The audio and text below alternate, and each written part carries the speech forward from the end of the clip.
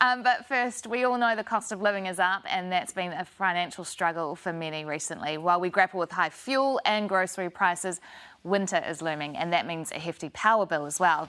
So for advice on how to make savings on your living costs, we're joined by Business Desk's investment editor, Frances Cook. Frances, it's always a pleasure to have you join us. Thank you.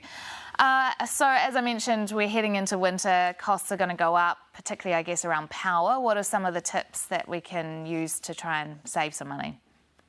Yeah, power bills can be a bit of a shock this time of year, can't they? And I think, honestly, the number one tip, check what power plan you're on. If you haven't checked it in the last year, check it today. There was actually an inquiry into electricity prices, and one of the findings was that New Zealanders pay a lot more for power, partly because we're just too loyal to our current power company. Now, they won't be loyal to you, unfortunately. They give the best deals to new customers. So you can check for free, independent website, powerswitch.org.nz, and then you can find the best deal for how your household uses power. And that's going to make the biggest difference. And then a couple of other little things. If you have a heat pump, vacuum the filter, makes them work a lot better. Think about things like a slow cooker for dinner, makes dinner really easy, costs buttons to run, winning twice. So a heat pump filter, you just clean it out and that's going to, I guess, generate more heat. You won't have to have it on as long. Yeah, exactly. It should work a lot better and a lot more efficiently. And that's going to save you. And just for, whipping out that filter, vacuuming it, popping it back in should only take you 5 minutes, even if you're not very good with the technical stuff like me. Me too. Supermarkets, shopping, you go and you see all these specials. Should you stock up when you see them? Is that one way to save some money? Yeah, a bit of a myth bust on that one.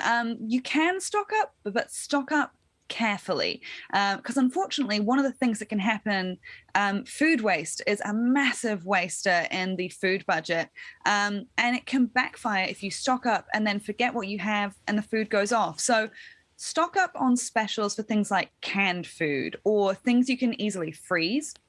Other than that, just use a list, stick to only what you'll actually use that week. Yeah, I do find that the list is a really important thing to do to try and prevent that waste. What other things should you look at buying, I guess, that would save money? Yeah, well, I think meat is one of the most expensive things in the grocery budget often.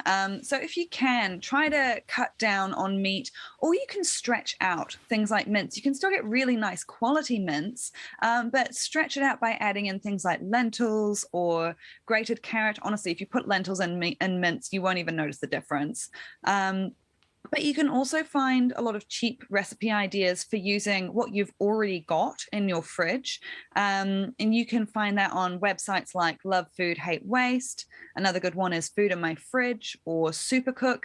And you can just put in what you've already got in the pantry or in the fridge, and they'll come up with all of these cheap recipe ideas that can help you out. Such a lifesaver. We've seen this week that fuel tax has dropped by 25 cents, but it's still really high. It's still a significant portion of people's money that they're spending each week. So are there any other ways in which you can try and make sure you're getting cheaper petrol or getting the most out of it?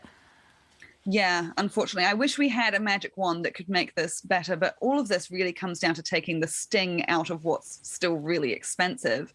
But it's still worth doing to take that sting out.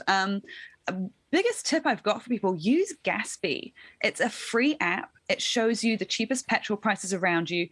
You just download it to your phone. It's spelt Gaspy. And then everyone is working together, reporting the best fuel prices around them. And it's actually quite nice because you get these little badges and things for when you are reporting the best prices. So it's kind of fun too.